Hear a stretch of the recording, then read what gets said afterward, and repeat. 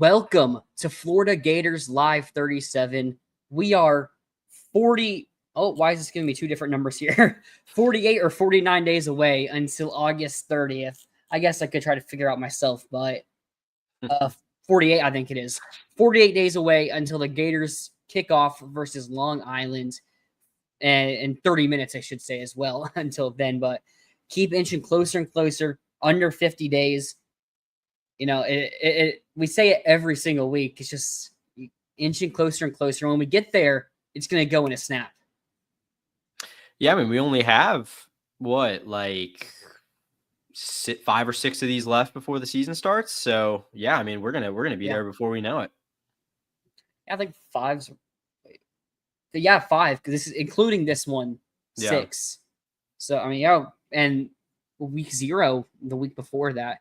But it's been a busy week for the Gators here. Friday night, they get a commitment from highly rated 4-star edge rusher KJ Ford out of Duncanville, Texas. Tyler, I want to get your opinions on that because you weren't there for the live stream and we did do a video on it. So what is your opinion on the Gators acquiring KJ Ford? Yeah, I mean, it was really nice. I mean, it was kind of one of those things where it was weird because it was kind of an expected ad. And then, kind of leading up to it, there's all this Bama smoke and it's like, oh, we're not going to win this one, I guess. But I mean, a huge get. Like, I mean, I think with kind of what we're going to talk about a little bit further in this show, like you have the potential to land a really good defensive line class. I think the potential's there for one of the best defensive line classes the Gators have signed, not just under Billy Napier, but like in recent memory. Not a lot of like elite talent there, but a lot of very high level guys, and possibly more to come. So, I mean, I think going into Texas, taking a guy from the likes of Bama and Texas and all the other teams that were interested in him, like that's a huge win for the staff. There's no two ways about it. Yeah, that actually brings up a question I was talking to someone else about. Would you rather have a defensive line class, let's just say defensive tackle specifically, where you have like 2 guys within like that top 150, 100-ish area? Like if we were to get Kendall Gervil and a name we'll talk about later on today, or would you rather get a class where you got like in 2020 with Gervil and Dexter, where he was ranked 12th, and then you got 2 guys ranked in like the 350s in Jalen Lee and Lamar Good?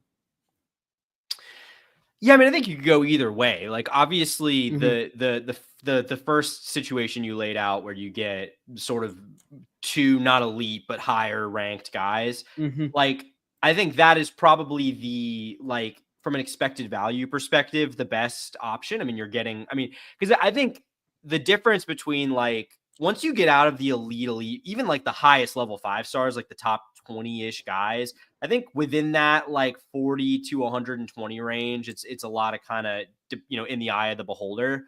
The only thing I would say about getting a guy like a Gervon Dexter level prospect is like, Florida's going to need instant impact potentially along the defensive line in 2026 with what they're set to lose. So would it be nice to get a guy that for a fact is talented enough to come in and play immediately there? I think you could make that argument. I'm not saying that a guy like, guys like Gervil wouldn't be, but I think if you got, a top 15 caliber prospect there, you'd feel a little bit differently about that. Yeah, it's shaping up to possibly be our best defensive line class. So if you pass on the 2020 with Dexter and the lower guys, since 2014, when we got, Gerald Willis, he was listed as a strong side defensive end, but 6'3", 275. No, just words. So I'll consider like a defensive tackle more like in our scheme at least. And then you also got Thomas Holliday, who was ranked 80th. And we had Kari Clark, who was ranked 182nd. So that's 2 guys in the top 80, and then another still inside the top 200. So you have a chance to have your best class on the defensive line since probably 2014. Yeah. Also, man, Kari Clark, there's a name I have not heard in a long, long time. Yeah. Wonder what he's up to. No, yeah. I mean, it's, I think this recruiting is not like necessarily to where you want to be like competing for national championships, but I mean, it's certainly, I think this has been the best. I would say between the close to last year's class and the start that Florida's on this year, I mean, it's probably the best recruiting Florida's done since Muschamp, honestly. I mean, because there was the class, obviously you get Lagway and LJ McCray. But, the circumstances of that, like, you lost a lot of guys from that class at the end. It could have been better than it was. Whereas I think, like, last year and so far this year, like, maybe you're not getting those elite guys, but you're winning a lot of battles and taking advantage of momentum, I think, on the trail in a way that I haven't really seen Florida be able to do in a pretty long time. Yeah, I mean, one thing you can look at FSU. So our recruiting class just passed them yesterday with the addition of Hezzy Kent. But you look at it and you see FSU has 15 4-stars and Florida has 13. We also have more 3-stars. You wonder, like, how is Florida's recruiting class higher than FSU's? Well, CJ Bronow's top 100, Ford 116, McCoy 121, Gervil 146, Hezzy Kent 149, Caden Hall, 170. Marquez Daniel 178, Carson Baker 187, and Malik Morris 202, Will Griffin 216. Like, we have, how many is that? 1, 2, 3, 4, 5, 6, 7, 8, 9. 9 players within that top 220, and 7 of those inside the top 200. I mean, yeah, inside the top 200. But then you go and look at FSU's class, they have 3 players in the top 200. So there's a big difference in a 4-star being ranked in the 300s versus someone being ranked in the top 200. So I think you're building a really strong foundation to this class. And again, we'll talk about it later on in the show. To where if you can get a couple of those elites, it can really boost this class up to a next level. Yeah, I think that's and yeah, I don't want to get ahead of myself here either, but I think that is kind of the point here. Like, would you like to have more than one composite top 100 guy committed? Especially, yeah, I mean, absolutely, especially given that it's a guy who's barely inside there. He's a fringe top 100 guy. But I think, yeah, it does just go to show that this class has the potential to rise like really rapidly if you land a guy that maybe we're not expecting the Gators to get right at this moment. And not to mention the fact that you have some players that could still rise up the boards a lot. True. Yeah, that's also true. You could end up with, without adding anyone to the class, you could end up getting 3 or 4 more top 250, 200-ish guys. Like, that's not completely out of the realm of possibility. I mean, yeah, maybe another 1 or 2 of those guys inside we have 5 players inside the top 150. I don't think it's crazy to say that another of those 2 could become a top 100 player. Yeah. True. That's true. All right, but let's get into the breaking news from earlier this week. Gator quarterback DJ Lagway has been announced to be attending SEC Media Days. Florida, Billy Napier will be speaking, and the players as well, will be speaking on Wednesday. I don't know if it's the official order, but they had him listed second. I don't know if that's officially how it's going to go. I think it's after DeBoer.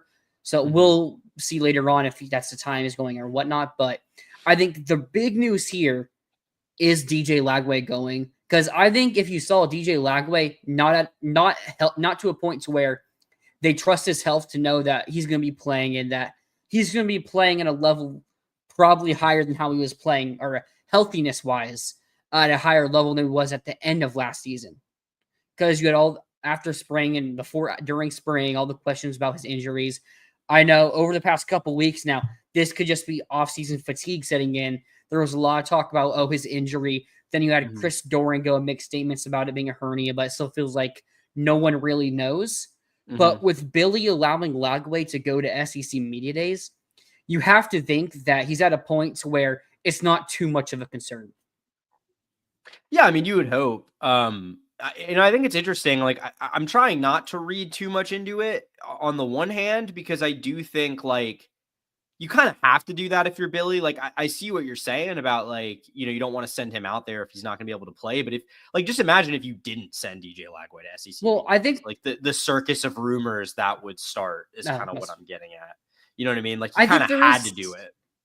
I think there is like one little excuse though, because I didn't think Lagway was going to go. I thought they were going to do Banks, Slaughter that are going, and Sapp, because those are your 4 senior guys. I mean, Lagway's still an underclassman.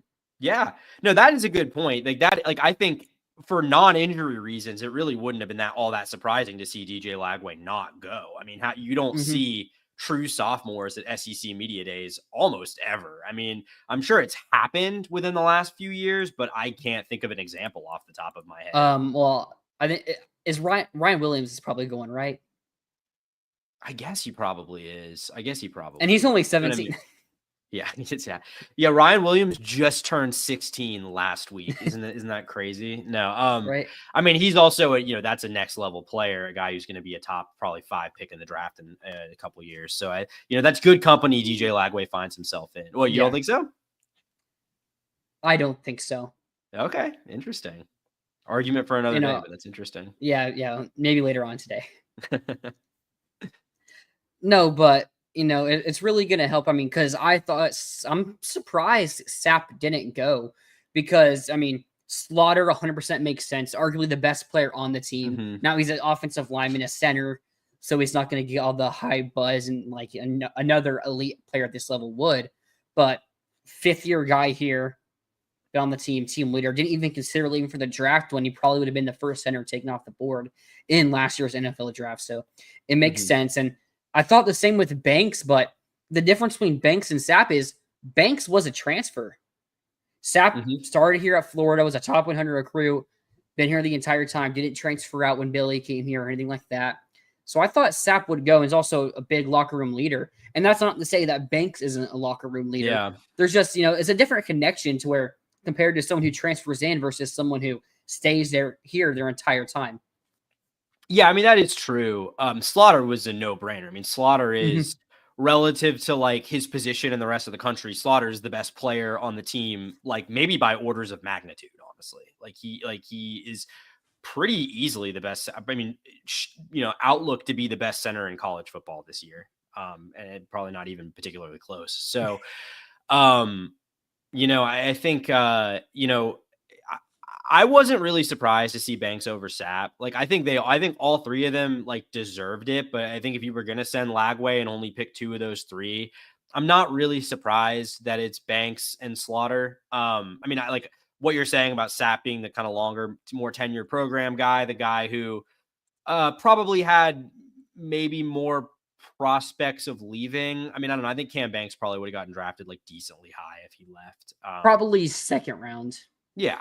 Which, I mean, I don't know. I mean, I guess he's getting high 1st round hype this year. I'm kind of curious how much he can actually improve that draft stock. Like, I wouldn't be surprised. It's a consistency thing. Yeah. I mean, I guess so.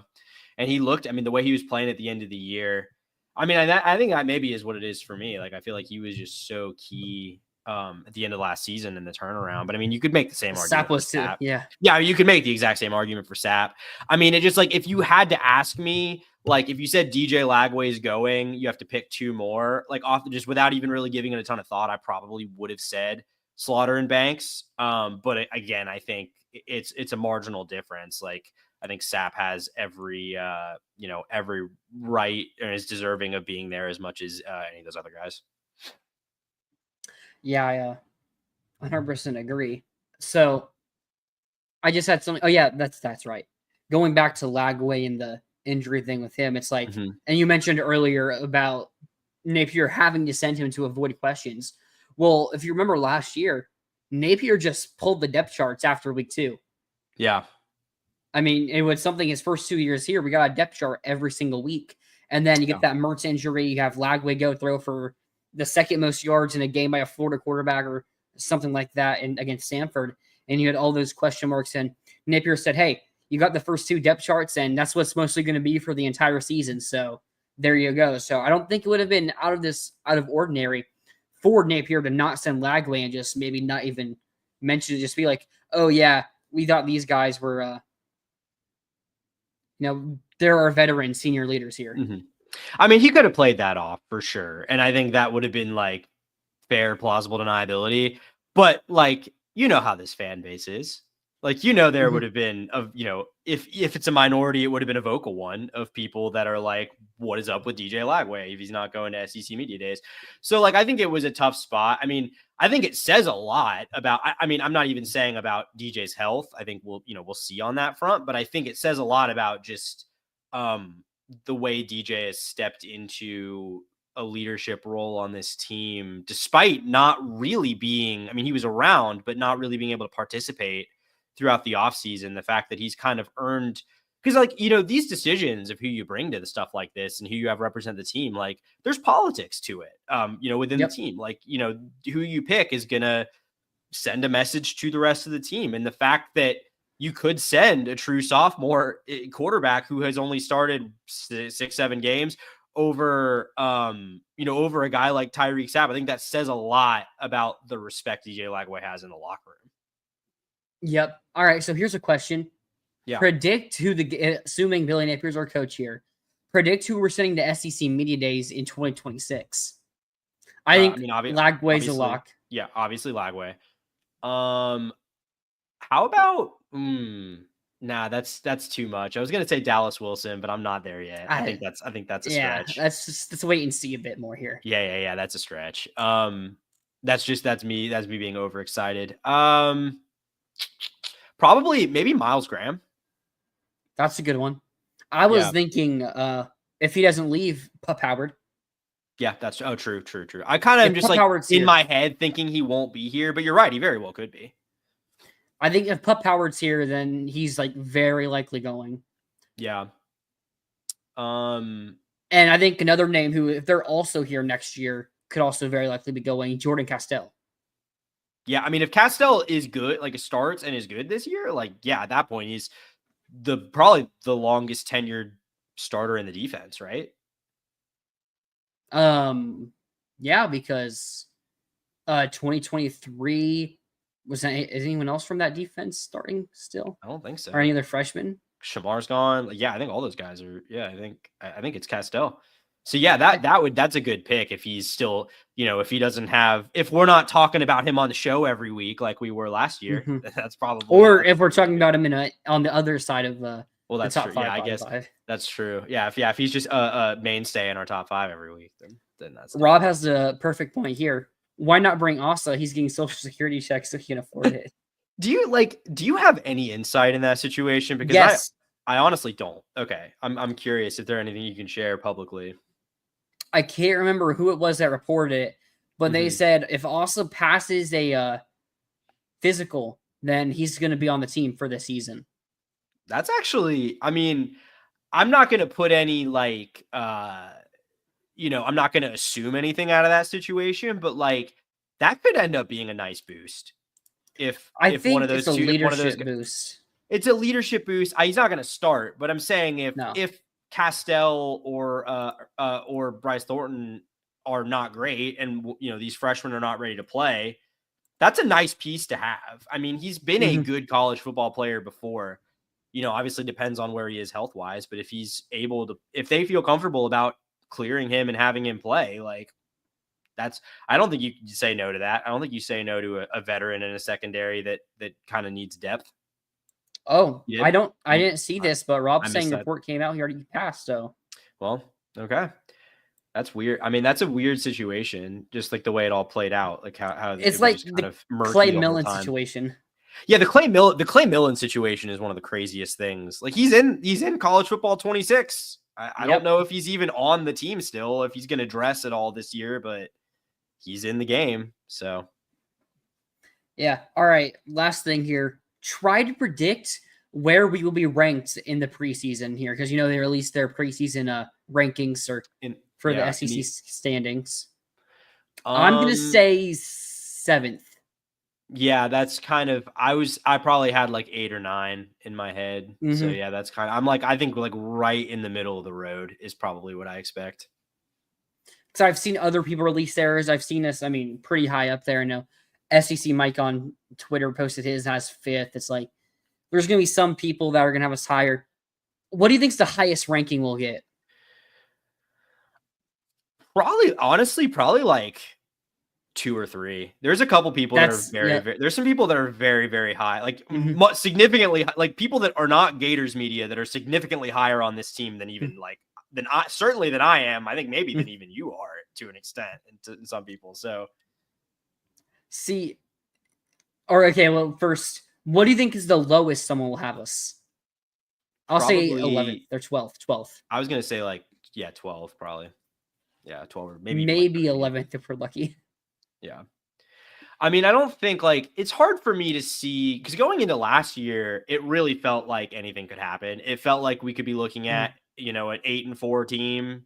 It felt like we could be looking at a 4-8 team going into the year.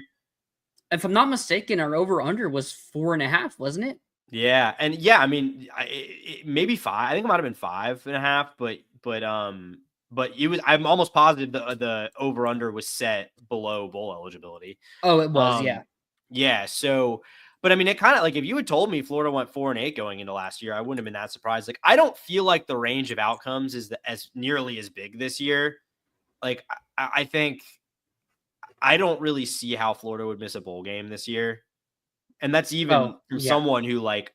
I think a lot of these games that kind of people look at as should be wins could easily go the other way. But like even then, Florida's talented enough at the like it's an upper half, maybe near the bottom of that upper half, but in the upper half in the SEC in terms of talent right now. So I just don't really see a way that like things just the floor completely falls out and you go 5-7. Like I just don't really see that happening. I think if it's a disappointing year, it's going to be a 7-5 or something to that effect. Google AI says our over under win total was 4.5, but it was bumped minus 152 for that. So Okay, so it has some juice. Got it. yeah. So I mean that's a 3-game. Oh wait, yeah. I think our over under is 3.5 now. So that's a 3-game bump right there after one season. So that shows the improvement this team made. It's set. You saying the over unders for 7.5 this year? Yeah, it is. It was 6.5. But I'm pretty sure it got bumped up to 7.5. I guess like, and that's just kind of interesting for me because like, I'm not like, I have my questions about this team. I'm not like the most optimistic of people in the fan base, but like, I feel like Florida winning more than 7 games is way more likely than not.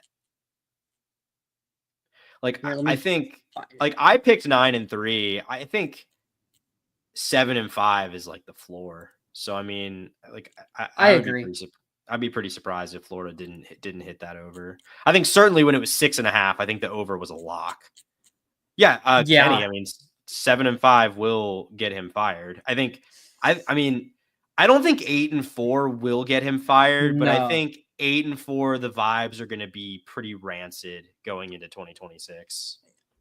I think Assuming it's an 8-4 where like Lagway plays the whole year, there's no extenuating circumstances. Like you just went 8-4. That's what I was about to bring up.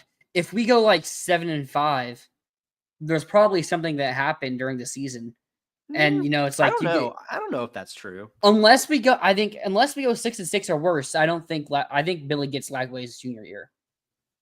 Oh, so you think if Lagway plays the whole year, whether Lagway's good or bad, like maybe we're 7-5 because the defense is a lot worse than we're expecting or something like that. You think if Lagway plays the whole year and he goes 7-5, he gets another season? Because I really don't. I think I've heard some things that make me say yes here. I mean, maybe so. I mean, that's kind of the, where is the appetite to fire Billy, especially if you're Scott Strickland, because basketball has given you a little bit of a leg to stand on, but typically ADs don't get to hire 3 football coaches, just generally speaking. So, yeah, but okay, let's end this discussion here. Yeah, finish up here. Lagway attending SEC media days with Banks and Slaughter. I'm excited to see. Okay, over under 60% of the questions asked towards Lagway are about his injury. I'm actually going to go under because I think he's going to he's going to be asked about it and give a really canned answer and probably just be like, I'm not going into any further detail. So I doubt we're going to get anything of substance from Billy or Lagway about his injury, which is, I mean, that's gamesmanship. You probably shouldn't go out and give a ton of detail. All right. You can catch Florida, the voice of college football, live on your favorite audio platforms, Apple Music, Spotify, Amazon. Catch us there. If you don't want to watch us on YouTube, maybe you're driving or going to sleep, or going to bed, you can just listen to us there. It's nice and easy at Florida, voice of college football. Okay, what was the question we had earlier that we said we'll get back to after this? Ryan Williams, that's right. Okay. So here's my take on Ryan Williams in the 2027. That would be the 2027 draft. Yeah. So, we're far too on, but I'm locking in Jeremiah Smith as a top 5 pick. I mean, I think Jeremiah Smith will be the first non-quarterback taken in 2027, probably. That is a very, very likely outcome there. But then I think Colin Simmons might also be a top. I have Colin Simmons above Ryan Williams. Simmons will probably be the first defensive player taken in the 2027. Arch Manning said that he's not leaving for after this season. So if he doesn't leave, like he said he's not, he says he plans to stay all 4 years. I think there's a decent chance he's in that top 5. That's also, did either of his uncles? I don't think they did. Peyton spent 4 years at Tennessee. Did he? Okay. Did Eli at Ole Miss? Let's find that out real quick. I mean, I'll also say this, and I'll say this and then table it because I think it will dovetail pretty nicely. He did play all 4. Okay. Well, I mean, I'll say this, and I don't want to go too in depth because I think it's going to dovetail with what we talk about later in the show, and I'll go more into it then. But I have never quite been on the Arch train. Oh, I'm right there with you. I'm very far from penciling Arch in as like a guaranteed top 5 pick whenever he goes. I'm personally right there with you. But so, I mean, right now, so that's Simmons, maybe Arch, Jeremiah Smith. I'm taking DJ Lagway in the top 5.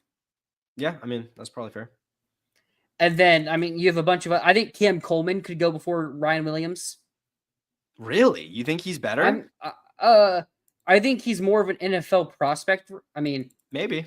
Bigger body, higher potential receiver, and I'm a real big fan of Cam Coleman. I think Ryan Williams was better last year, but I think Cam Coleman, as he continues to grow... And if Cam Coleman... I mean, Jalen Milroe wasn't a perfect QB either, but I'd say Jalen Milroe is a better QB than Peyton Thorne and Walker Howard and whoever else played for Auburn last year. Yeah, now the question is like, is Dylan Stewart Simpson as well? Is Ty Simpson / Keelan Russell better than Jackson Arnold? Like maybe. I mean, I think quarterback play might still be, we'll see. Jackson Arnold was an elite recruit, but was not particularly good last year at Oklahoma. So yeah.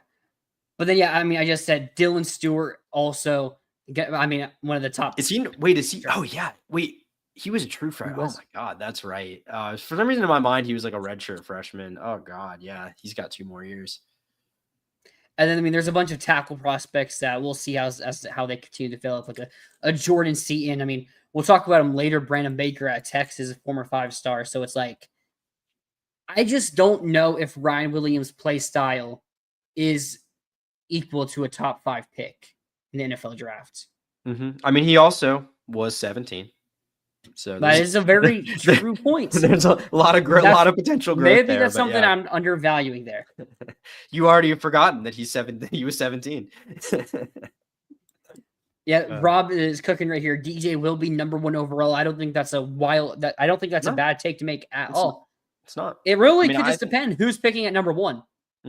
Because if you're a team that's picking number 1 that already has your QB, if you're picking at number 1, you usually don't have a QB, but it's happened every now and then.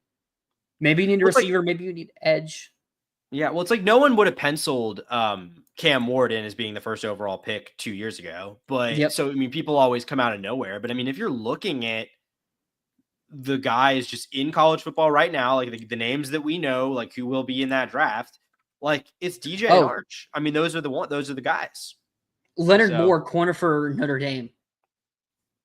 He was an elite freshman last year. People are calling him the best corner in college football. So again, I think there's just so many players that have a higher upside. Again, Williams I assume he's 18 by now, going to be for the season. So it's like he is. I want to say he turned 18 in like February or something like that. That sounds right. Like a little bit after the season, but yeah.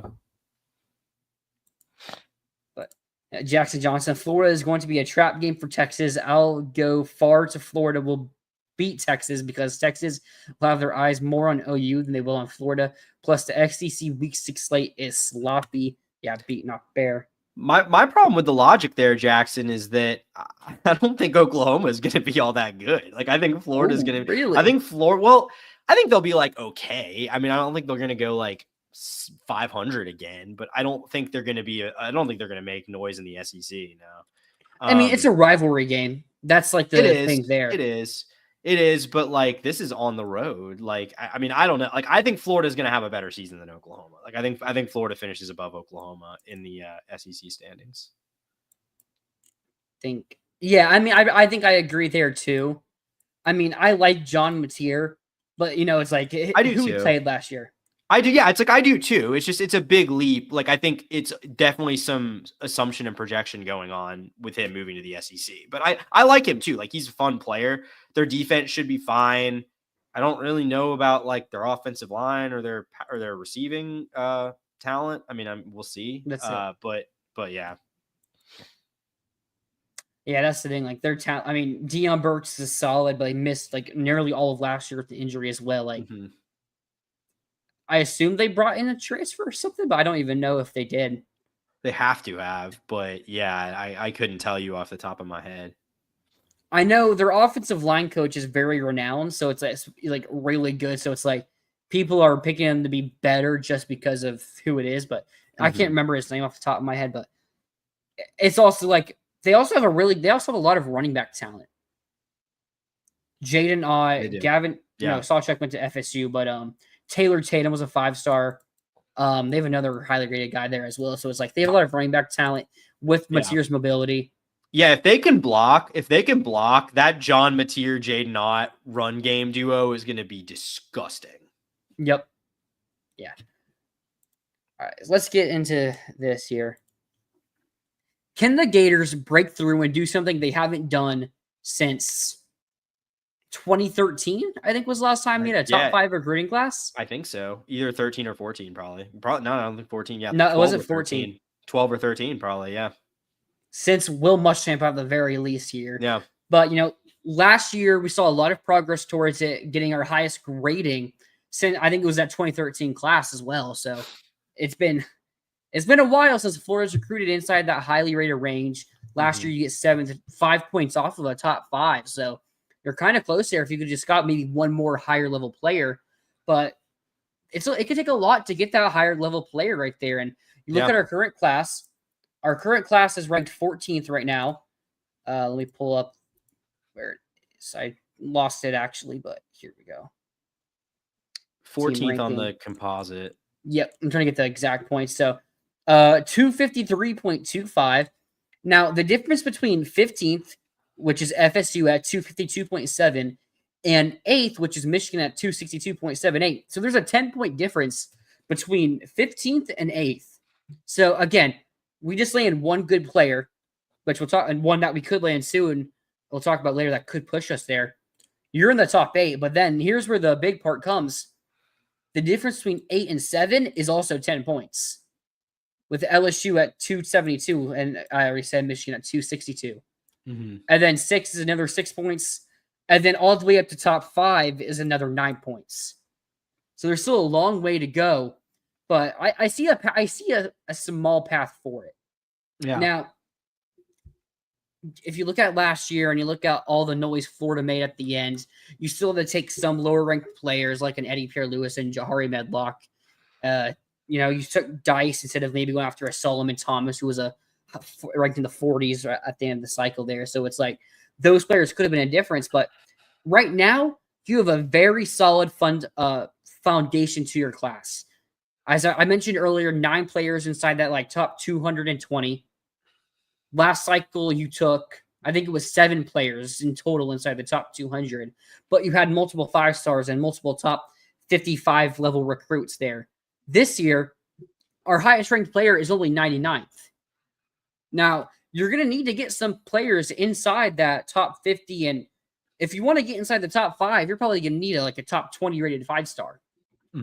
I think if you look at the 5-stars right now, or if you look at the rankings right now, who is that 5-star? Because I'm looking here.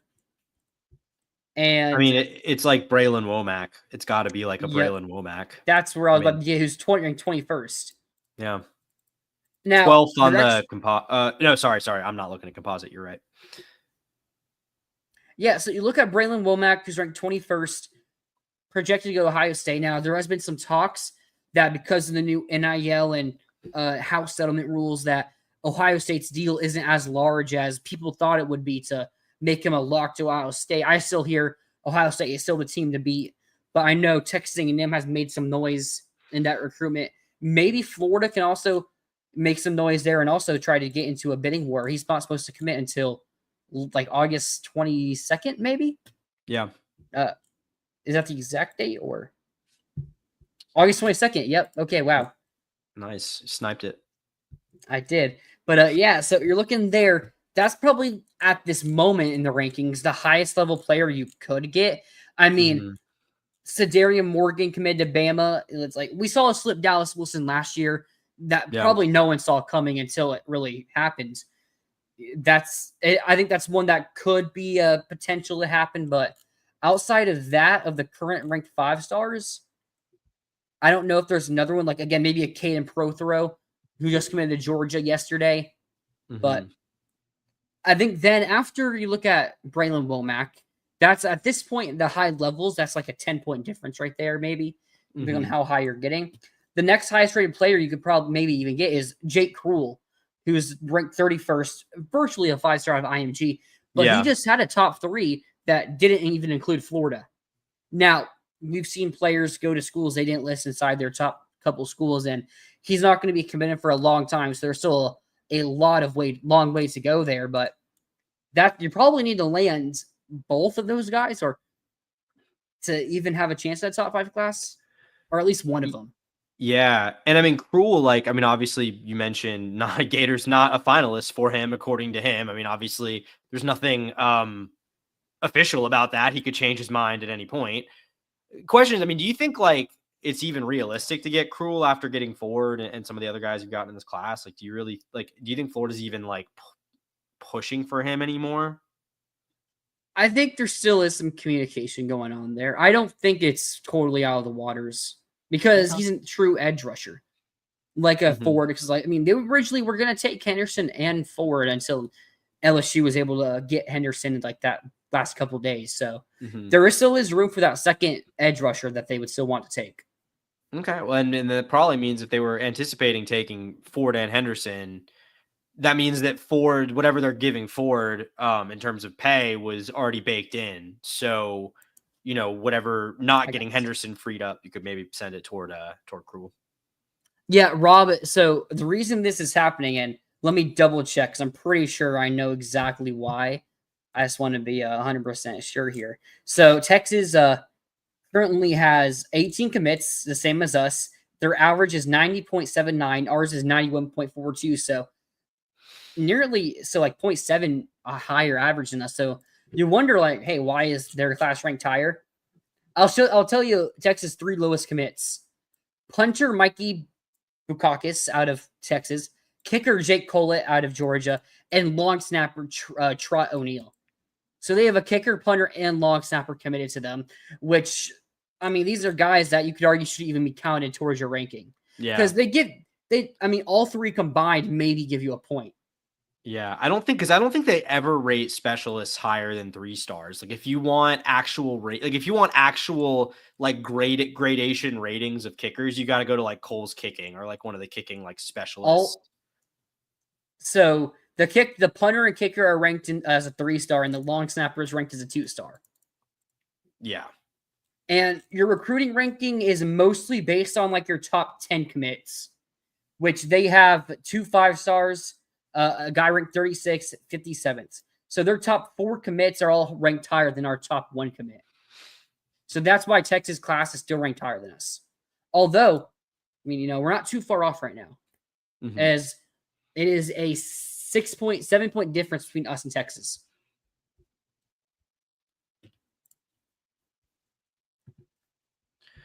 Yeah, so I mean, so let me just see. Yeah, I mean, so like just intuitively, they should probably be ranked higher. Like they have 2 4-star or 2 5-stars. Like, yeah. So I'm saying like yeah, in spite of the rating, the weirdness with the rating, like it kind of just intuitively makes sense that they would be higher to me. Yep. So I think then the next group of players that you can maybe look at that Florida would need to land to get a top 5 class like that next tier of 4-star guys. One, Davian Gross, athlete out of Frisco, Texas. There was a lot of smoke towards Florida, but Oklahoma's put a lot into this recruitment. And again, we talked about Oklahoma's receiving room being very bare earlier today in the show. They can guarantee Gross starting time like right away. Well, Florida got a 5-star Vernell Brown in this slot last cycle, and we got Justin Williams, who's a guy who he's only ranked in the 230s, but he only just started getting ranked, so he has room to still continue to grow. So it would still be nice. And I wouldn't say we have no chance of still landing him or flipping him if he commits to Oklahoma, and that distance I hear is a big factor for him. So I wouldn't really count us on landing him at this moment. The next players, maybe you go further down the board. I think Isaiah Williams, who's ranked 54th, committed to Ole Miss. We've discussed that recruitment plenty on this channel and has been committed to 5 schools. Florida's going to be in touch with him, and I still have the opinion that come signing day, he will end up with Florida right in our backyard from the 352 out of Tavares near Leesburg. So I think that's when we do land, but you got to land multiple of these guys inside that top 55. Yeah, I mean, getting Williams back in the class would go a long way. I mean, yeah, I think that the issue here, because I don't think mathematically it's that hard to see how it could happen. Like it's no, Florida has 18 commits. If they add 4 or 5 more and they're high level guys, you'll get there. I think that, I mean, the issue is right now, it's just that that's going to require, I think, things like circumstances changing, because there's not really a battle you can point to where it's like, well, this guy hasn't committed yet and Florida's got a really good shot here. Like there isn't really that guy right now among the high level recruits, at least. A guy we haven't mentioned who's a little lower rated, but still pushing into that top 50 range. I'm actually curious, or top 150 range. I mean, because you kind of have a little more insight on these battles than I do. Is Florida still pushing for Samorion Wingo? Yes, that's a really good thing to make. I was just actually looking for the class calculator, and yeah, I still expect Samorion Wingo to be in this class.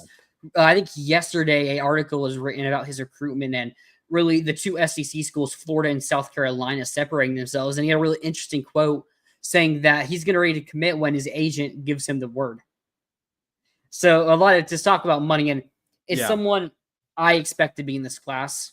Interesting. And I was actually about to put in the numbers for the calculator, because you're looking 285 to 295 to be that top 5 range.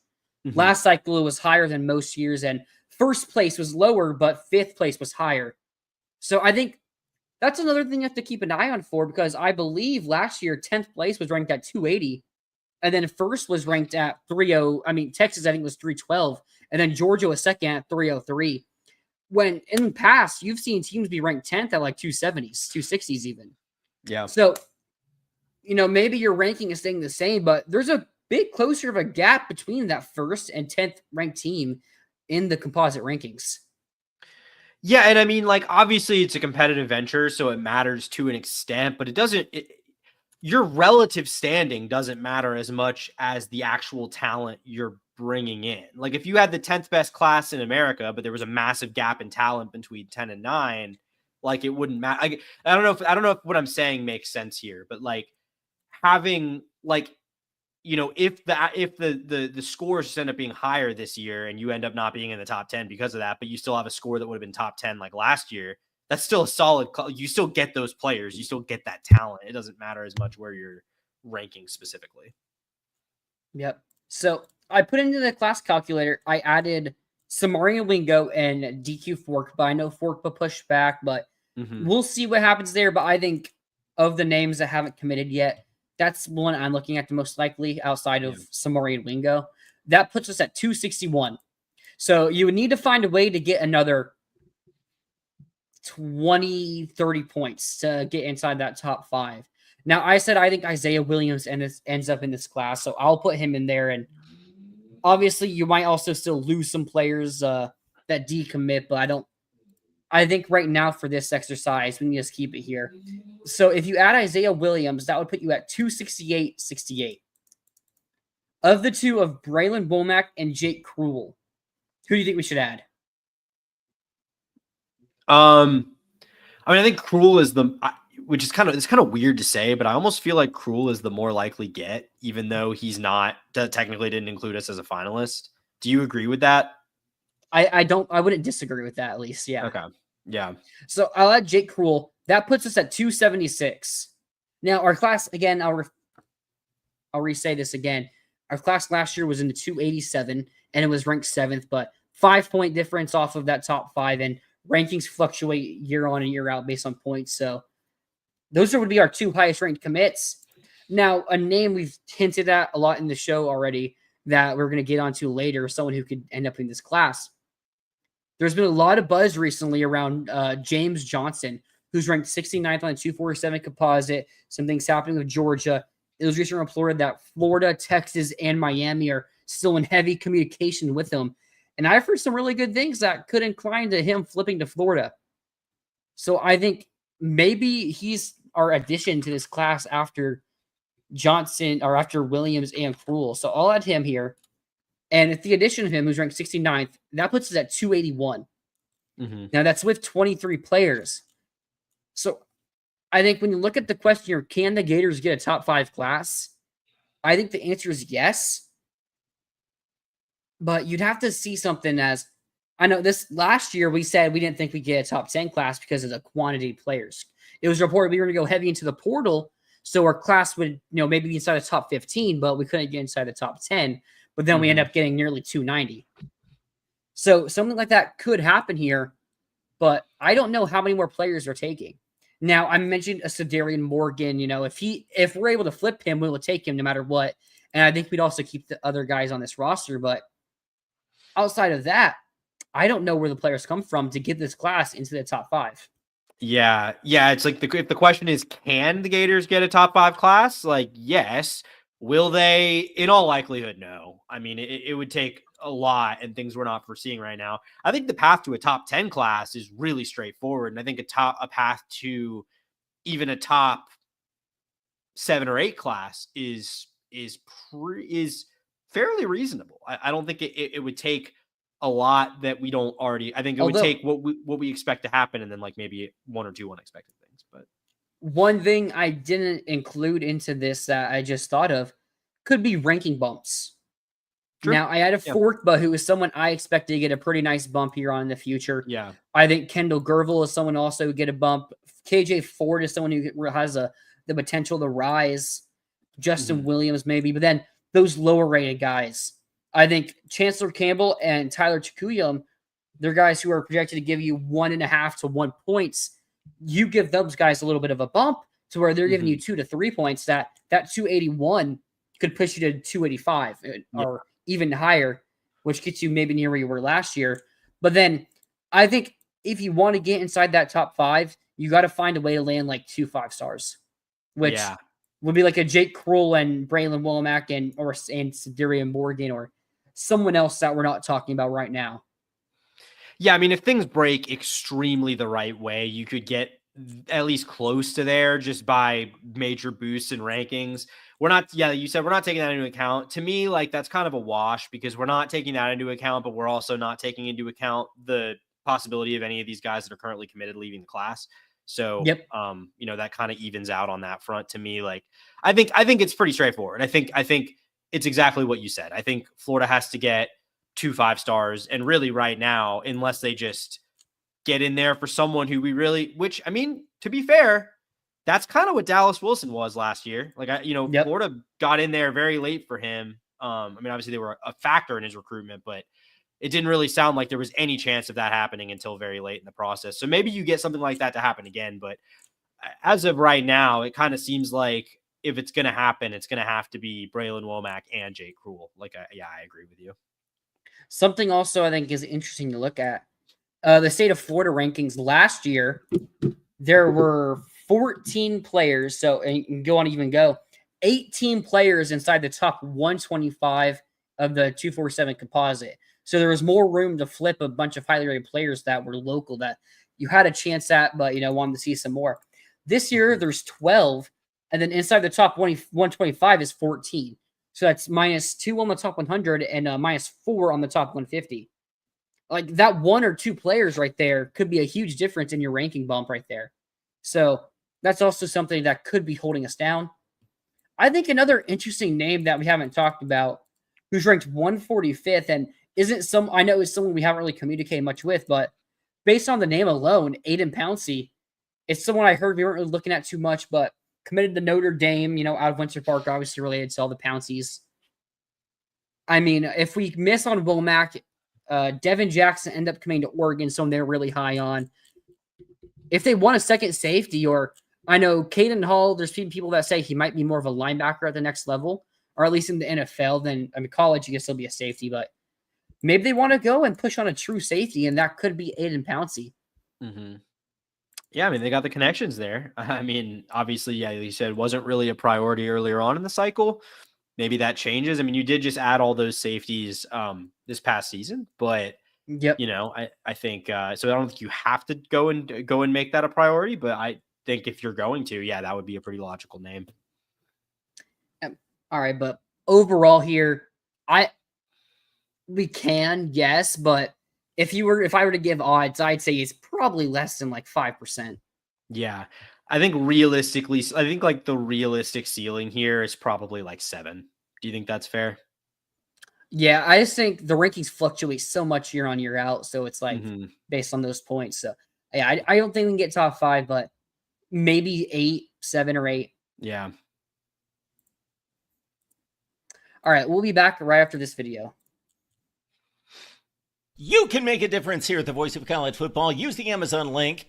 Financially contribute to the Voice of College Football without spending a penny. Same shopping experience. It's easy. Go to any video on any channel. Go to the description section and grab the link right next to the capital letters that say Amazon. Use that link and Amazon will instantaneously convert to your account, settings, history, everything intact, just like whatever link you use right now. No difference. Pay no attention to the product that you see right there. Just go search what you want. Don't forget the Amazon link. Thank you for your support. Sincerely, the Voice of College Football. Welcome back. I just saw a pretty funny image from the new college football game. So it's Billy Napier as the head coach, A+, so it looks like he's won some titles there. The offensive coordinator, can you guess who it is? Is it Mike Norvell? It's Dan Mullen. That's amazing. And the defense coordinator, less funny, but still Fran Brown as the DC. So, if you got Dan Mullen there as your offensive coordinator, that's a pretty good move right there, I think. Although, is Billy still calling plays? That would be the ego and leadership struggle between Billy Napier and an offensive coordinator Dan Mullen would be something. That would be cinema. But I mean, I think Billy. I think Billy's going to be calling plays as long as he's here. If I'm being perfectly honest. Yeah, I mean, I've heard some stuff that Russ Callaway is getting up there in plays and stuff like that. So I mean, I'm not saying I think Russ Callaway has responsibility, but I think Billy's going to be the primary play caller as long as he's here. I think if he was willing to budge on that, he would have done it by now. Did you see the Elijah Martin dunk from yesterday? I did not in Summer League. Yep. I did not. Here, let me show this to you guys because this was insane.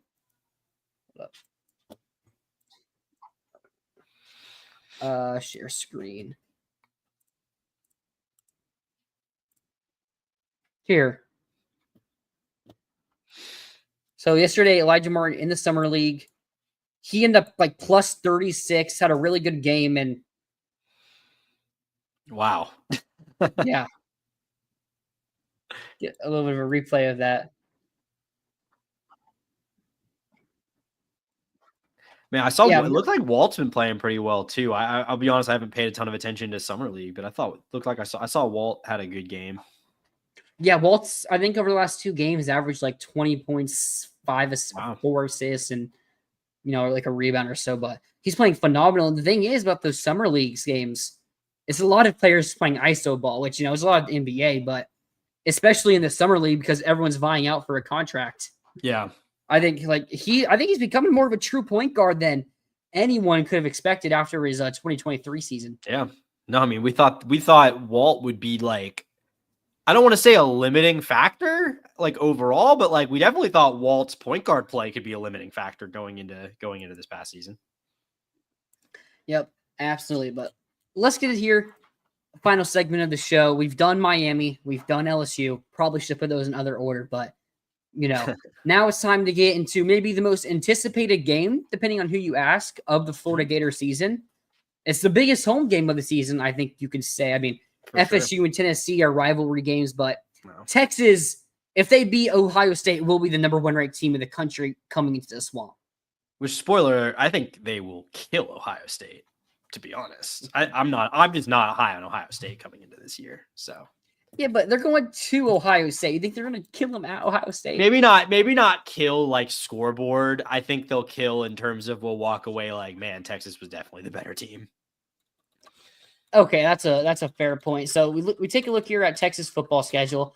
As I just said, they open up playing Ohio State, then they host San Jose State.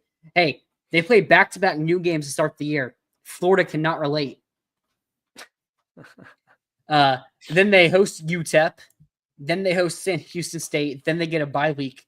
If you remember, Texas was supposed to have their bye week after that UTEP game, and then play Sam Houston State, and then play Florida, but they switched the schedule around so they have that bye week just to prepare for Florida. I forgot about that. So I think that's something. Hey, that says Texas will keep an eye on us. Even though they know they beat us, what was it, 51-17 last year? Yeah, it wasn't that bad, but it was pretty bad. Yeah, was it not 51-17? I don't think they scored 51, did they? I'm looking it up now. Yeah, 49. Oh, it's 49-17. Wow, I thought it was like 42-17 or something. Man, that's tough. That is tough. Basically, they get a whole month to prepare for Florida because after that Ohio State game, they're just smooth sailing. They can throw in, let's say their backup Cameron. Is he on? I don't think he's even on here. Yeah, Matthew Caldwell, the guy from Troy who threw for like 1,500 yards and 15-9 touchdown ratio at Troy last year. So that's how talented this Texas team is. And I mean, it is just those. I mean, Sam Houston State's had some pretty good teams over the last few years. I mean, Nick Nash arguably was the best receiver in college football last year. He went for the triple crown at receptions, yards, and touchdowns, I believe. So a lot of talks of he was maybe screwed over the Biletnikoff, but because Travis Hunter got it over him. But that's besides the point. Texas gets a whole month to prepare for that Florida game after Ohio State. They'll be 3-1 worst case scenario. There's no way they'll be any worse than 3-1 going into that game. But so we talked about it earlier. I think we mentioned it earlier. Could Florida over? I mean, who was it? Was it? It was Jackson right here. Is Florida a trap game for Texas? Do you think they're going to be looking forward to that Red River rivalry game against Oklahoma? I mean, like in the sense that it's the game that like you care about the most, yes, but like it's really hard for me to like. Is the SEC opener on the road against a potentially like? I mean, if Florida beats LSU and Miami, they'll be a top 10 team going into that game. If we beat both of them, we'll be a top 5 team. We'll argue. I mean, maybe. I mean, I'm not saying you're definitely wrong. I'm saying I'll definitely say top 10, maybe top 5. Just depends. But yeah. Well, I think if you look at some like early preseason top 25, so if Texas beats Ohio State, they will be number 1. And they might be number 1. They might be number 1 going into that game. Yeah, I mean, yeah, that's also like they have number 1 in this poll. Then Ohio State would have lost that game. If we beat Miami and LSU, I think we'll jump Ohio State. Penn State plays nobody. I think we would jump Penn State. Clemson, if they beat LSU, they'll probably stay ahead of us because that's I don't think we jump Penn State just by virtue of them having not played anyone. See, this is where I think like the preseason rankings like matter to pollsters. Like I think people expect Penn State's going to be better than us this year, and if they don't lose a game, if we have those 2 wins, if we have those 2 wins, I would be very shocked if we're not above Penn State. I mean, we're probably expected to win at least one of those 2, right? Like that's the expectation. Like the non-fan, like just what a normal observer would expect to happen is that Florida say probably wins at least one of those games. I would think. I would expect us to be anywhere from 10 to 15 in week 0. 10 to 15 Wow, is. you think we're gonna be top 15 going into the season? I'm very confident we'll be top 15. Wow, I think we'll probably be top 20. I'm not sure I'm confident we'll be top 15. I know we're 11th I think it was 11th in the new video game that came out. Obviously that means nothing, but I see people have us inside the top 10. That's kind of insane, honestly. Like that. I mean, it's cool that people are buying in. It's kind of hard for me to believe that Florida as a preseason top 10 team, but right here, so the On3 top 25, which is a consensus, the high, so they have Florida at 13, a high of 10 and a low of 22. Gotcha. I'm going to say we're like 13th or 14th. That's very possible. That's very possible. So again, if you're able to beat Miami and LSU, both of those teams are above us in this poll. You'll be jumping them, and I have a hard time them not pushing us up a lot more because other teams just wouldn't have the wins. Well, here's the only counterpoint I would say to that. And we're kind of getting into the weeds here, but like I would just say real quick, like Miami and LSU could both have already lost before we played. That is a very true point. So those might not be like super highly rated wins. Actually, for us, I have those both predicted to be losses. That's actually okay. That's a good point. Yeah, I agree. Actually, I think they'll both have a loss going into the games against us. So, yeah, I mean, we both think that, and I have us beating them both. So yeah, okay. Yeah. But you're looking at if you go 2-0, if you have 1-1, you still might be a top 12 team, maybe top 10 team. But Texas, if they win, they're probably gonna be number 1. So big game in the swamp is the point there. Was Alabama in 2021 the number 1 team? I know they blew out Miami week 1 that year. I kind of think they were. But I'm not 100% on that. If they were, they were, yeah. That's the end of the year. Yep, they were number 1. Okay. I was gonna say I thought they were. Just the amount of attention and energy that game got, I felt like I remembered it being a game against number 1, but I wasn't positive. Yeah, so your first game against number 1 team since 2021. That's not actually as long as I would have thought it, but like, hey, it's going to be a big game in the swamp. Arch Manning versus DJ Lagway. That's going to be the whole selling point of it. This could very easily be game day. I mean, this could very easily be game day. It probably will be game day. Yeah. I mean, I haven't looked at the rest of the schedule, but I mean, like you said, very possibly a top 5 game between top 5 teams. Almost certainly would be a game between top 10 teams under pretty much any circumstance, unless Florida loses to LSU and Miami. Like I don't know. Yeah, I guess it could be top 50. You know what I'm saying? This is like almost certainly going to be a game between 2 teams ranked like very highly. Yeah. Yeah, this is very likely going to be game day. Like, I mean, it's going to be a major, unless you go to Vanderbilt, Alabama in the rematch. Which I don't think Vandy's going to be like that good. Like, I think if Bama loses to Vandy again, like if that's even a game, I think DeBoer is in serious trouble. Yeah. All right, so let's get here into the official. Let's look at Texas' actual depth chart and roster. Yeah. We all know Arch Manning is going to be the QB. I think we're both a bit lower on him than most people are. Mm-hmm. I mean, he's the number 1 in Heisman odds, isn't he? I think it's Cade, isn't it? Or no, is it? I think it's Cade or Nussmeier. College. I think it's Cade 1 and then Nussmeier 2, but I might be wrong. Actually, wow. So they've changed a little bit. So depending on what you use, some have Arch 1, some have Nuss 1, some have Klubnik 1. Okay. So yeah, I mean he's a top 3 preseason Heisman candidate. No, it's all Arch. Bet365, DraftKings, ESPN. What is this? I don't even MGM, I think. There's actually all Arch. Interesting. Wow, I think that's changed then. Yeah, that has changed. I'm pretty sure he was not that high like a couple months ago when the first odds kind of came out. Oh, that's crazy. That's honestly crazy that the preseason Heisman contender hasn't had a meaningful start, or the preseason Heisman favorite hasn't had a meaningful start in college. Yeah, I mean, we'll see because I think it's also worth noting he didn't really do anything against any good teams. And he got sacked. I think he took like a couple snaps against Georgia and he got sacked on one of them or tackled for loss. Can't remember if it was a sack or a TFL, but you can blame other players. But again, it's like when he played against great teams, it's not like he was going out there and showing it. Like against ULM and against Mississippi State, he looked the part. But I mean, we don't need to get into this too much. We'll see what Arch is, but around him, we know how good this Texas team can be. Yeah. We look at their running back room. Trey Weisner went for over 1,000 yards last year, if I'm not mistaken. They returned C.J. Baxter, who was expected to be the starter, who had a really good freshman season. Jarrett Gibson was a 500-yard rusher last year, I think. Yeah, was a former near 5-star recruit. So it's like they have a 3-headed monster in the running back room that competes with all the best of them. That competes with ours. It competes with Texas A&M, Penn State, Notre Dame. It's one of the best in the country. 377 from Gibson, by the way, for like a 400-yard rusher. My bad.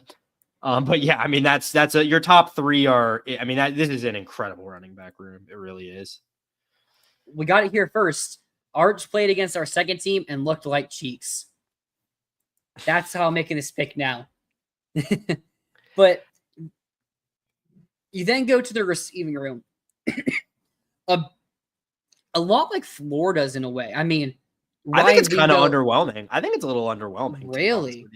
Yeah. I mean, I don't think it's like bad, but I think it's a little bit less than what you would expect for a team that's, acquiring talent at the level that Texas is. Well, I want to check something real quick because what was this guy ranked? Wasn't he a 5-star? Yeah. So, I mean, there's 4 5-stars receiver on this roster. DeAndre Moore is a junior, was I think like a top 10 recruit, if I'm not mistaken. Ryan Wingo is a 5-star. Then they brought in 2 5-star freshmen. Yeah. Was Michael Terry also a 5-star? I don't know. I know Lockett and French were. Michael Terry was 58, so top 60. Okay, still a top one. So they had 3 top 58 receivers. That's insane. No, more. They have 1, 2, 3, 4, 5. In the class? Oh, in last class, yes. Yeah, so I just meant in the incoming freshman class. And they brought in a transfer, Emmett Mosley from Stanford, who went for 48, 525, 6 touchdowns. Yeah. Which, at Stanford, the QB situation there with who was their QB? I know who it was. And he also is playing alongside Elick Ayoman. He's at Auburn now. I'm totally blanking on his name, but he's at Auburn. What is his name? I got it right here. Ashton Daniels. Ashton Daniels, thank you. So, playing alongside Elick Ayoman, who had a ton of yards and was really the bell cow as a receiver for that Stanford offense. So, pretty good production-wise for him. But DeAndre Moore, Ryan Wingo are the 2 guys that they're looking to step up and be elite wide receivers. They were at that out of high school. Ryan Wingo is the name that everyone talks about. That's the name I keep hearing over and over again as, hey, he has potential to be the best receiver in college football. Last year, he went for 472 yards, which actually is pretty good. I mean, who was he playing behind last year? First round pick, Golden. Bond and Golden. So it's like 472 is actually pretty good. I guess not really Jonte Cook. He didn't really play that much. Oh, no, Jonte Cook, no. Yeah. But, so it's like 472 behind those guys is pretty good, and they're expecting him to break out this year. So I think I'm a lot higher on this room than you are, but it's still a bit of prove it mode. Well, that's kind of my point is like, there's not really a single proven player here. It's all guys like Wingo had a great true freshman year. Don't get me wrong. Like that, I mean, he probably will be the one of the better receivers in the SEC this year if he continues to develop. But like DeAndre Moore, like upperclassman who's never really been a major contributor. The transfer, Mosley, like kind of underwhelming as like your premier receiver transfer edition at a school like Texas. Like, I mean, I don't think it matters, truth be told. Like, just like I don't really think it matters that I'm not super as high on Arch as everyone else is, because at the end of the day, I'm high on the collective, I'm very high on Steve Sarkisian as an offensive mind. So, like, I don't think it matters. I think this is going to be a really good Texas offense that will be able to block and will be able to run the ball and be good enough through the air. I mean, everyone, was down on Quinn Ewers last year, and Quinn Ewers still had a very productive season.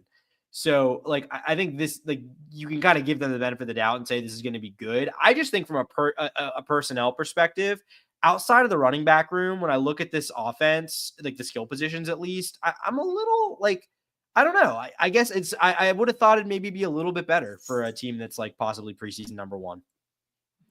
I think they bring a transfer tight end, Jack Andrews from Cal, went for 623 yards on 56. Yeah, that's a good pickup. That's a really good pickup. It's a good pickup at tight end. I think there's a lot of similarities between Texas and Florida this past year, where especially on their offensive line, they lose Kelvin Banks. I know they lost a guard. They lost both their tackles, if I'm not mistaken, actually. So I think so. So they lose both their tackles. They lost one of their guards. I'm pretty sure they also lost their center. But they don't. They have a senior at center. I don't know if he was the starter though. I think it's a new guy. I'm pretty sure it is. Okay. But so outside of DJ Campbell, maybe the center is returner, but outside of DJ Campbell, it's basically entirely new offensive line, and it's not transfers, which is something that Florida is doing. Florida did with their roster last year. I mean, again, 2 transfers on offense that are projected to start, but I don't think they're guaranteed to start. I mean, I don't think Emmett Mosley is locked into that role, especially when you have 2 5-star freshman wide receivers right behind him. Mm-hmm. It's like, yeah, I think that's. No, sorry, go ahead. Sorry, yeah, comparing it to Florida, like J.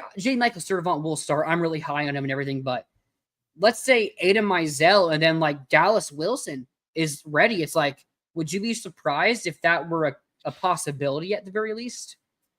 Yeah, I think that's a good comp. Because I mean, I think like Florida's receiving core, like this could be a really good receiving core if French or Lockett are able to be like immediate impact guys. I just think that's a lot to put on. Not every 5-star freshman, even really good ones, are going to be Ryan Williams or Jeremiah Smith. Like that just isn't how it always works. I feel the same way about Dallas Wilson. Like that's why I said earlier, there was like my initial instinct was like, will Dallas Wilson be at SEC Media Days for Florida next year? Because I think there's a reality where he is the best receiver on this team this year, but I just think that's a lot to put on a young guy. Yeah, absolutely is a lot to put on. But like, I know Brandon Baker, I talked about earlier, is a 5-star offensive lineman replacing Kelvin Banks. Now, Kelvin Banks is a 3-year starter. All-American is a 2nd year at Texas. So it's like, are we asking him something interesting? Actually, I just noticed our lads has him listed at 6'4".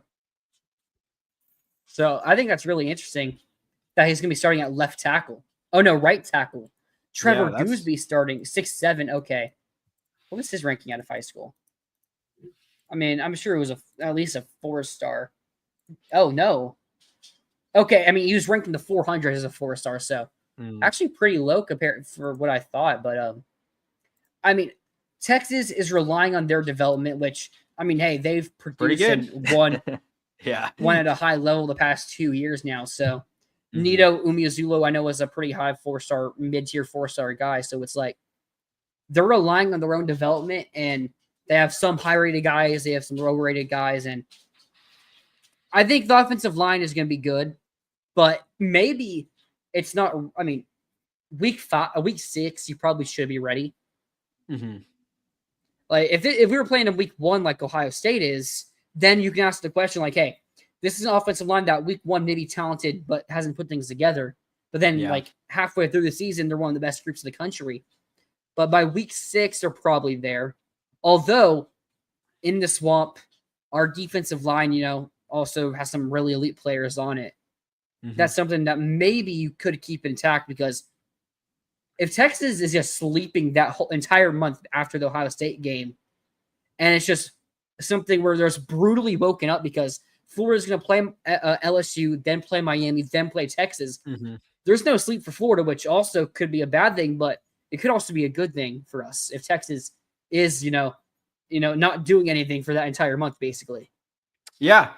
Yeah, I mean, they don't have like a transfer here, so there's not that element of like, will they gel together? They're all guys that have been here, and at least I think most of them have played to some degree. Like, I don't think any of them are coming in like having not seen any like significant time at all. But Yeah. yeah, I mean, I think I will say Florida has kind of an interesting, I guess, potential like canary in the coal mine with that Miami game, because I think that's a really good Miami offensive line too. I think we'll kind of get a picture for where this defensive line's at in that game. I'm not sure which unit I think. I mean, frankly, Miami's offensive line might be better than Texas's. So if you can get That's pressure, very possible. yeah. So I mean, if you can get pressure on Beck in that game, you got to feel like you're at least not going to get outclassed in the trenches in that Texas game. So I mean, but I think I think as we get into the defense too, I mean, that is this game. It is the trenches. This is the ultimate test of Billy Napier's program building is, can you beat Texas? Can you beat a team like this in year 4 with dogs in the trenches like this? Yep. All right, but now let's move to their defense. So I know I mentioned they're mostly relying on their own development and their own guys, but the one spot they did attack in the portal was the interior defensive line.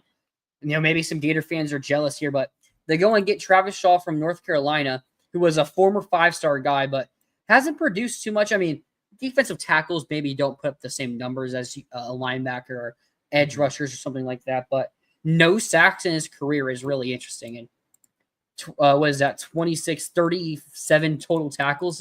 So I don't know what happened at North Carolina, but statistically, it's not some crazy kid, but, a former 5-star guy who's a senior now. So a lot of football, high talent.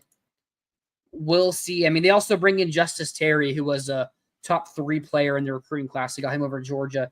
And Myron Charles, who was like a top 120 recruit as well. And another sophomore from Duncanville, Alex January. What is this guy's ranking? I don't even know. Let me pull this up real quick. Okay, so it was a 3-star, so nothing crazy, but a second-year guy on the roster, someone they probably expect to develop a little bit by now, but maybe a lot of new, and especially in the nose tackle room. Cole Brevard, Murad Watson, Lavon Johnson, and Hiro Kanu are all transfers. Now, maybe the Gators are jealous and wish we went and got one of those guys. I mean, Hiro Kanu was someone we did target, but yeah, I don't know how good any of these guys truly are. Yeah. I mean, I think there's an element of just like, I'm going to give Texas's staff the benefit of the doubt here. I mean, we're coming off. This is now, I think it's like 2 years in a row they've had to replace both their interior guys, right? Didn't they lose both their tackles after 2023 as well? That sounds right. Yeah, both of those guys were decently highly drafted, if I remember correctly. And that happened again this past year. So, I mean, they develop them. I mean, we'll see. They went and got a lot. Like you said, they added a lot of transfers here. I mean, you got to imagine they can get decent play from a couple of them. I mean, I would say it's probably like the interior of that defensive line and the Florida. Yeah, it's the weakness of the defense, I would say right now. Well, I mean, honestly, this Texas defense, I mean, we'll get later on, but that interior defensive line and the secondary, I think the defense is a lot more unproven than I might have realized. I love this linebacker core, though, but yeah. Yeah. I mean, I think Colin Simmons is the best edge rusher in college football. I think he's better than Dylan Stewart. He might be. And I think Anthony Hill is the best linebacker in college football. Like, I think they might be the two best. I mean, they might be best pass rusher and best players. off-ball linebacker. Yeah, maybe. Very well possible. Yeah, this front seven, I mean, if the interior is okay, I mean, because Ethan Burke, the guy you got rushing off the other edge, like, didn't really do that much last year. He's an upperclassman. We'll see. Again, it's kind of just an area where, like, I'm going to give them the benefit of the doubt because they've just been so good there. But it is a question. I mean, they're outside of Colin Simmons, like, this front four is pretty much all question marks. Yeah, it absolutely is. I mean, is this something Florida could take advantage of? I mean, I know Colin Simmons is a great pass rusher. I haven't looked into him as a run stuffer. Could Florida run on this front seven for Texas? I mean, look, yeah, I think if the offensive line is as good as we expect it to be, which, an offensive line is kind of only as good as its weakest link. So we'll see how, like, guys like, Damian George, Najee Harris, and Bryce Levette. Bryce Levette. Yeah, sorry. Yeah, Bryce Levette. We'll see how they, like, those kind of guys. Because I think we know Austin Barber and Slaughter are going to be good. We'll see how good those guys are. But I mean, yeah, I think if this offensive line is as good as you and I expect it to be, I think this is an opportunity. I mean, obviously the linebacking core is going to make it tough, but like, I think Florida's offensive line can win up front. I mean, and hopefully Lagway still, hasn't gotten banged up and has the mobility at that point to run away from Colin Simmons if he has to. Yep, absolutely. But I mean, we mentioned Anthony Hill's maybe the best linebacker. I've seen people put Weeks as a top 5 player in the country, and Weeks probably had his worst career game against Florida last year. Mm-hmm. So I think there's a spot for that. And now we can move Trey Moore, also another edge rusher. How many sacks did he have last year? 5.5, had 10, I think. 14 the season prior at UTSA. So very experienced guy who also has experience in the SEC. But now we get to another spot here in this secondary where it's a bit of a mixed bag here. Now, Michael Taft, people say, is maybe the best safety in college football, or maybe the best safety, or no, outside of Caleb Downs, maybe the best safety in college football. Yeah. Someone I have a lot of expectations for. Malik Muhammad had a really good year last year, a former top 50 or so recruit. And now they're expected to start Kobe Black, who was also a 5-star. But then, so it's like, Taft and Muhammad, you're expected to be good players again this year. But then Kobe Black, did he even play? He had 10 tackles last year and 1 pass deflection. It's hard to grade corners off of tackles and stuff like that. So we'll see how he is. And Jelani McDonald, their other safety, had 33 tackles last year and an interception. I mean, we'll see how good he is. But and Jalen Gilbo, again, a starter for them last year. So I'll say, outside of Taft, and someone can step up, do they have elite DB play? Now, again, it's 5 stars, but I think Muhammad is good to great, and maybe he can take another step this year. But I don't know if I would put him in that top tier corners yet. And Kobe Black, again, we have to see him do it. But I mean, I don't know if this is something that's unbeatable. No, I think it's a major weakness. I think the interior defensive line and the secondary are the 2 biggest weaknesses on the entire team. And you're talking about a defensive back group that lost 2 of its 3 best players from last year, and Andrew Makuba and Jahdae Barron. Both of them had 5 picks. You replaced you lost 10 interceptions from your secondary last year. That's you can't understate that. That's a major loss. So I mean, maybe you get a guy like Jonah Williams, a 5-star safety they signed, who's also playing baseball for them, I'm pretty sure. But maybe he comes in and can make an impact in the secondary for them. But yeah, I mean, I think there's talent here, recruiting talent, but not a lot of proven. I think really, outside of Colin Simmons and Trey Moore and Anthony Hill, this is and Taft, sorry, this is a largely unproven defense, really across the board. And again, you give it the benefit of the doubt for the most part because they've had good defenses there under Sark.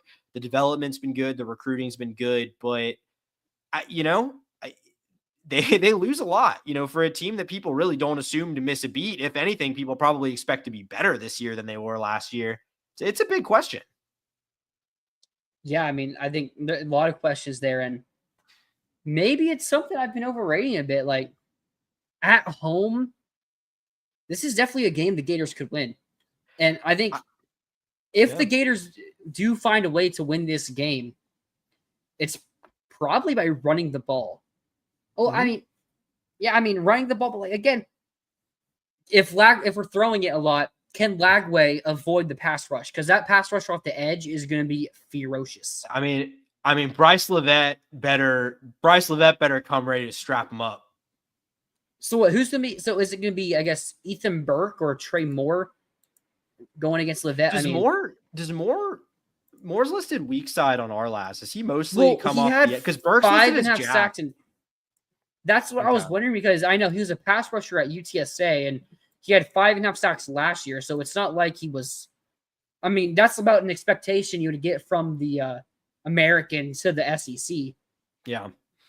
So I don't know exactly how that works, but like. Yeah, I don't either, but I think you got to assume they're going to send someone against Bryce Levette and make him earn it on that day. So I think that's the question for the passing game. But I think Florida's got the offensive line to be able to run on most teams. I mean, I think most teams they're going to play this year, Florida should be able to run the ball on.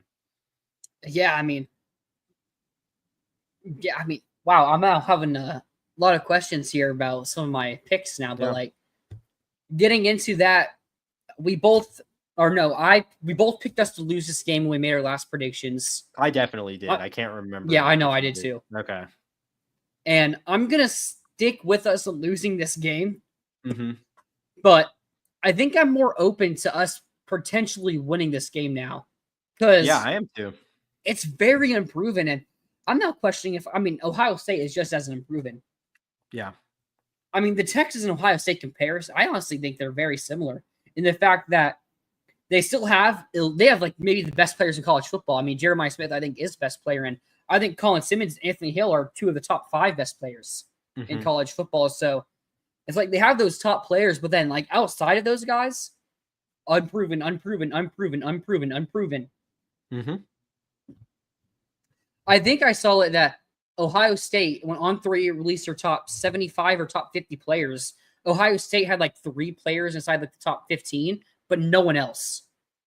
And Texas was also like pretty similar to that as well, but like I think they had like 5 players. So, not as many as you expect, but like they're all inside like that top 15, top 10 area.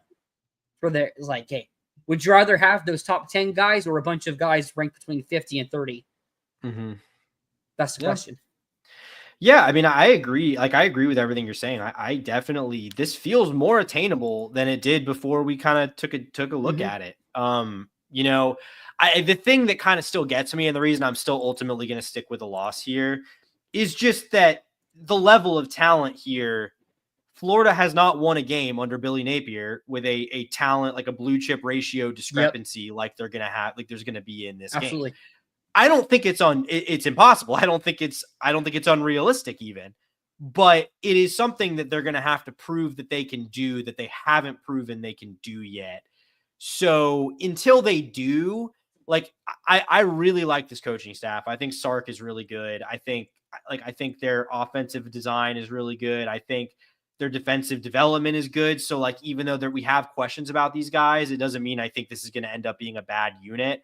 Like all those things, like frankly, I just trust Texas more, but I didn't think we'd be having a conversation about trust. I thought we'd be having a conversation about Texas being a significantly more talented team, which it is in theory, but not necessarily in terms of like what has actually been borne out on a football field.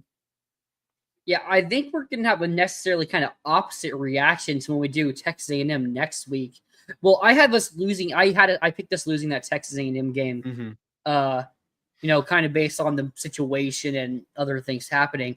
But I have a feeling we're going to look at that Texas A&M roster and maybe see some matchups that don't favor Florida as much. And, here we're thinking Florida's chances to win are a little bit higher than we did before we did this. But I think next week when we do Texas A&M, we might think that Florida's chances to win are a bit lower.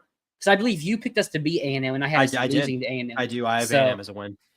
No, I don't want to change your opinion on us losing to A&M because or have us beating A&M, I have us losing. I don't want to change your opinion because still want us to be 9-3 on your record to make the playoff. But I think it's going to be a very interesting breakdown when we get to A&M. But to wrap this up against Texas, it's going to be a fun game in the Swamp. Hopefully they're the number 1 team, so we have that chance to beat that number 1 ranked team in the country. A lot of unproven talent, but again, that talent is there. I mean, again, we're looking at that defensive line group. I don't think there's any. If Justice Terry ends up being elite as a freshman, I don't think anyone would bat an eye. Like a top 5 recruit, it happens all the time where those guys end up being really good as a freshman, not just really good freshmen, but really good as a freshman. Mm-hmm. Yeah, no, I mean, I totally. I think and just to kind of give my final thoughts on this game, and obviously we'll have more as we get into it in the season. But yeah, I mean, I think this is a huge litmus test game for Billy Napier. I think it's the kind of game where if you win, we're talking about this program's and Florida's program in a completely different light. I mean, at that point, if you can prove you can win this game, there's not a game on this schedule that's unattainable. If you can beat Texas, you can beat Georgia. I firmly believe that. Yep. I have my questions about Georgia. I have my questions about LSU.